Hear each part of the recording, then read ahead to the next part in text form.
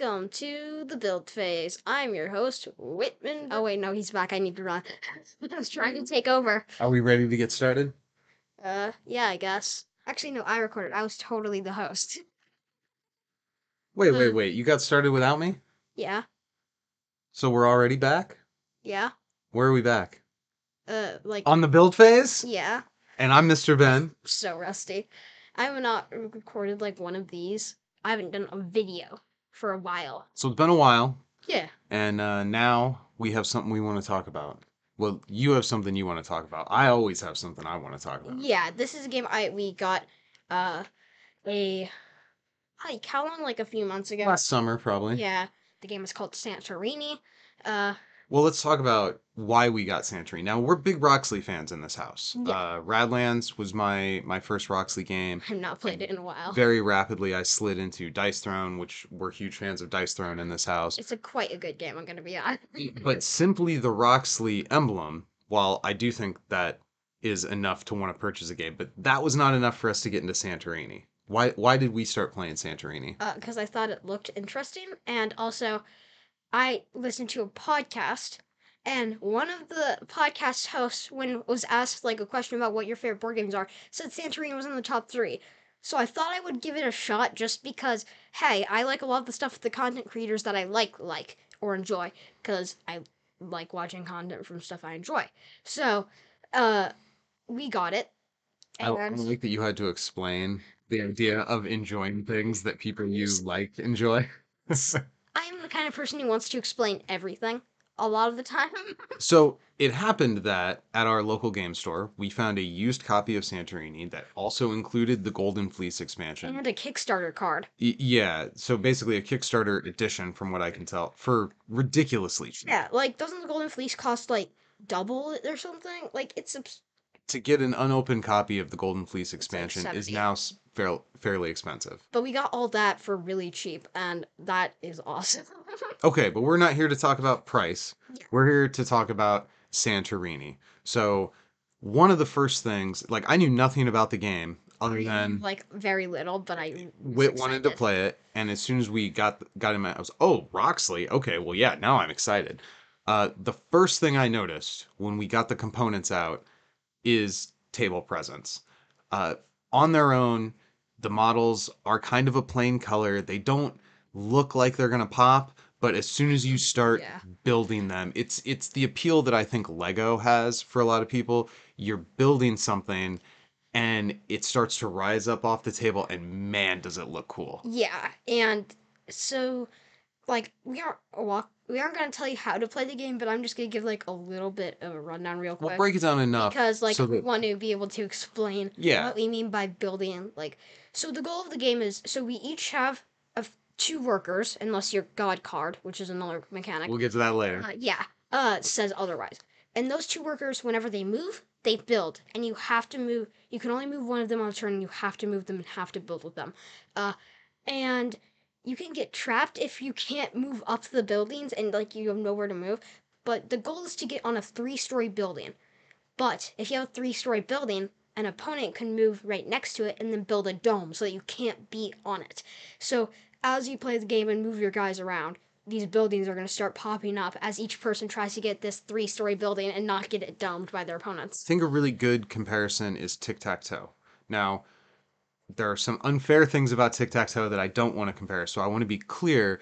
The part of tic-tac-toe that I think Santorini is capturing, and one of the reasons that even though that's largely a bad game, tic-tac-toe has endured for generations of bored children in church pews. And not. It's the sort of the symmetry of I'm trying to set up a win condition and you can see it coming and react to it and stop it. But in Santorini, we're both kind of trying to go for the same win condition, which is that 3-story building. And there's a way for me to stop you from getting it and you to stop me and kind of use my own buildings against me. And whereas most tic-tac-toe games end in a tie, that is not the case in Santorini. Yeah, and it's a really well made game. Like, at least for my opinion, other people will disagree because there's always somebody who disagrees. But we're not But talking about yeah, this is for our opinions. we're doing this because I wanted to, because I really enjoyed this game and wanted to make a video for it. In this video, there's only two opinions that count, and that's me and you, right? Me. Okay, so then, but yeah, it doesn't take long to set up or to take down. Uh, the games go really quickly. I feel, We actually got your mom to play, yeah, a which person who is has no tolerance for complicated, lengthy games, for how cool the game looks. Normally, when a game has like table presence that really pops, I assume there's going to be a learning curve. Like, this one even King doesn't. of Tokyo, For the most I part. think, is a heavier game than Santorini. Yeah, Santorini is so simple and easy to pick up. Uh, the only like main thing that's hard to like pick up about it is the god cards, which we will once again talk about later. Well, I guess let's get to them. So, this is where the tic-tac-toe comparison Fades completely. evaporates. So the symmetry between players of I move a guy, I build a thing, that is, I suppose if somebody plays enough, they could eventually get bored with that basic version of the game. Although I think I prefer it. Uh, the God cards are a way to throw variance into the game. So I get one, you get one, and then we each have an asymmetrical power that lets us do something unique. Like if I'm on the edge of the board, I can move. Oh, we didn't even talk about the board. We talked about the buildings, but we didn't talk about the board. Okay. Don't remember how many spaces it is. I bet we're gonna pull up a picture of that right now. Sure. But it is like this island. So you set up the bottom part and then you put the actual board on top of it so it's elevated a little bit. And to be And it looks clear, like an island and it is awesome. the island doesn't do anything. Yeah, it It's just looks cool. only wow factor. Those rocks, there's like an actual like sea part of the board. None of this matters. None of that actually does anything in the game. It just looks cool. And sometimes and maybe it's unfair because sometimes I will harshly judge a game that has an aesthetic only component. Uh, this one works. Especially This because one works you're for not me. required to actually like play the game. You could just get the board and then put it on the table. Yeah. And it's easy to set up, so it's not like something where like you have to build these little houses for your game that you're like if you're playing D&D and then your characters never actually enter them. So I think probably the key is that it takes no time at all, like like less than 10 seconds to set up, and it looks really cool. yeah, Like, low effort but high reward if you do set it up. yeah, aesthetic only flourishes in games can't ask a lot from me in terms of setup, or I start to get annoyed at them, and then I just won't use them. If it doesn't do anything for the game, I won't. But with Santorini, I think every time we've built the island, except maybe once or Like twice. once or twice when we're trying to get in a game and it's fast. Yeah, like before bedtime or whatever. Yeah, because Okay, I like playing games before bed. so to go back to Hero and God cards. So, Um, I'm going to start with. You can talk about god cards, but I want to talk about hero cards specifically because I prefer them a lot. There are fewer hero cards. I think there are like 40 god cards and like 6 hero cards or something. I feels like you're just making those numbers. no, no, but you get the point. There's a lot less hero cards than god cards.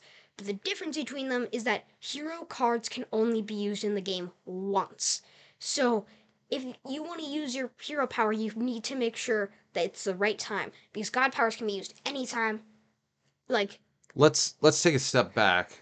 The what both of these cards do is give you special is power. offer an asymmetrical change to the rules where I can move my guys along the edge of the board 4 or 5 spaces instead of only one space. Or I win when I dome 4 buildings instead of getting on the Or third you can level. build twice.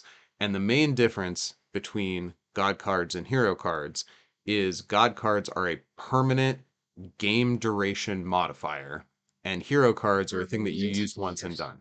Yeah.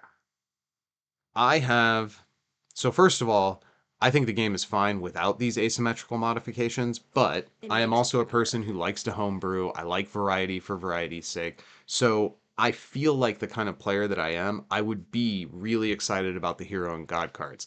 But this is really almost all of my criticisms of the game land right here. There are god cards that are incompatible with other god cards. Rather than having them all balanced, there's some god cards, oh, if somebody's using this one, you can't use this one. I get that Santorini is not supposed to be It's not Magic the Gathering. This is not a competitive game, play it and then you're done and happy. but that's a little too casual for me, where the rules are like that loosey goosey. I wish that the God cards were Or more balanced so that the solution to two of them sort of canceling each other out and making a player have a bad time was something better than just, oh, you can't play those together. I don't care for that. like for a good example of one, I don't know if this is one of the ones that's specifically like sometimes in the rulebook under a god card it'll say you can't play this with this, and this. Yeah. But one good match is I believe Chronos, you place 4 domes, you win the game. And there's another card that just allows you to place domes. So you could just nullify that god's power if you have Chronos as the enemy because they're just gonna win. And the God cards are not that balanced. Some of them are really, really strong. Yeah, Some of like them, like you just explained, can cancel each other out. or Tardis, who just Some, has a space that you lose if you go on. yeah, some of them are very anemic. So there's a lot of variety there, and for players who aren't that concerned with boring, try hard tournament player nonsense like game balance, there's certainly a lot to love there. I am a player who cares a lot about a balanced game and testing player skill more than randomness. And that's why I think I like the hero cards better. I We agree. each know, hey, you've got this one powerful thing that you get to do, and you have to choose when you deploy it. And that, to me, it triggers all of those strategic puzzle solving things in my It brain, which are the feels things more I like love about yeah. games. With hero cards, it feels more impactful because you know that you can only do it once and only have a hero card, so you only have one chance to make it an impactful ability. And I mean, sometimes it can completely turn the tide of a game. Like I've seen getting trapped in a dome by Hercules. I think is can show that. Trapping somebody else's figures so that they lose by way of not being able to move It's is so rude. so dirty. It's so mean. It's harder than it should be, and it's like not interesting. It's certainly a harder way to win than just Yeah. trying to actually win. Trying to hate your neighbor is a viable strategy, but it's a super difficult one to pull off. And on some level, your neighbor has to play into it. Like if you get wise to, oh, this guy's trying to trap me, you can almost always get out, Or you which is just end up trapping them. every time I've gotten trapped, when it's happened, I've gone, oh, I made a mistake. I didn't see it. And I think that's okay. I trapped Like my own figure with Medea once by accident. I don't mind that feeling of, ah, I can't do anything if somewhere along the way I made a bad choice. Because then it comes down to, well, that's my fault. And I'm kind of okay with that. I don't like the feeling of, oh, I can't do anything because you randomly got a god power that totally nullifies my god power. And it's a, I know you're going to win. And the whole game is performative until you just get the win. Those are the play experiences I'm not as fond of. Although I will concede that there are gamers out there who like the crazy imbalance nonsense that can happen at the kitchen table with these kinds of things. So I think the inclusion of the god cards is overall a positive for the total game, but it's not my favorite way to play Santorini. Yes, I agree with that. Yeah, I believe that god cards, the fact that you feel like you can use it anytime you can, just makes it. They just feel they don't feel as impactful, which is the issue. And I believe that hero cards feel more impactful because of the only one-time use, which makes it feel better when you use it. And that's my main problem with this is the main reason why I like hero cards more than god cards. I think the strategy of having to choose when to use your hero card, while objectively, it's probably fair to say that some of the god cards are more powerful because they do a Mhm. thing that lasts the whole game, Course, they're but more they're less strategic. And I like the strategy. I completely agree with that because of course god cards are more powerful, which maybe that should make them feel more like more impactful, but they just don't. They just lack that because it feels like it doesn't feel limited because you can use it anytime. I completely agree with you there. And also changes like you have to think more strategically about the uses if you can only use it once. Also, in the expansion, some of the god cards get a little fiddly for me. Now, I am Yeah. a big fan of when designers take big swings and try risky stuff, but some of those god cards where you have Just a second smaller copy of the board where you're hide. keeping information hidden until you can Like reveal it. I yeah. I get it, like conceptually it's cool, but it just ends up being I feel so. like it gets in between me and the kind of fun I'm coming to Santorini to have. It's just a little too kooky in some places. I get this character called TARDIS who has its secret second board, places a tile on it, and if anyone moves on that tile, including you just lose the game. Oh, yeah, Like, that's moves on that tile loses the game. That's stupid. now this is it is a relatively quick, short-paced game. So a game like, I don't know, Lost Ruins of Arnak, where you're 45 minutes in, having a ooh, you moved to the wrong spot and automatically lose, that would be an unacceptably bad That feeling. would be In Santorini, we're 5 or 10 minutes invested, and oops, you moved to the secret hidden spot where you automatically lose. It's not and as punishing. I still hate it. I do not like it. there's also another character that it's not that you lose when you move on to these four spaces, it's that you aren't allowed to win. So they place their little four spaces now, and those are like these fate to it's called like a fate token or whatever. And now if you try and win on that location, you aren't allowed to. And I don't remember if that applies to you or just your opponent. And again, I don't want to hate on designers for taking risks Yeah, and trying but if things. we took risks, then we'd still be playing Monopoly.